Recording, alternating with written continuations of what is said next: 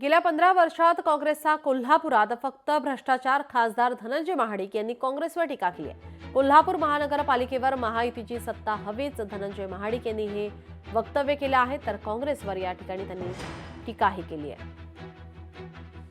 या कोल्हापूर शहराचा चेहरा मोहरा जर अशा पद्धतीने बदलायचा असेल तर आपल्याला भारतीय जनता पार्टी आणि महायुतीची सत्ता महापालिकेवर आणली पाहिजे।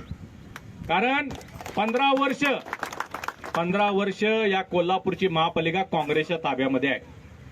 कुणी या तालुक्यातल्या, या जिल्ह्यातल्या, या शहरातल्या काँग्रेसच्या नेत्यानं उठून उभारून सांगावं की एवढं चांगलं काम आम्ही या कोल्हापूरसाठी केलं। एक काम त्यांनी 15 वर्षातलं सांगावं। एक केलंय तिने ते थेट पाईपलाईनचं, ते अजून बी बायका रस्त्यावर आहेत घागरी घेऊन, अजून त्याचा पत्ता नाही।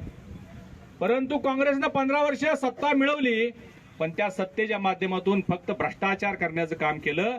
कुठलंही सामाजिक काम, लोकहिताचं काम, लोकांच्यासाठी असणाऱ्या योजनांचं काम केलेलं नाही। लोकशाही मराठी ऐका, पहा, जागरूक रहा।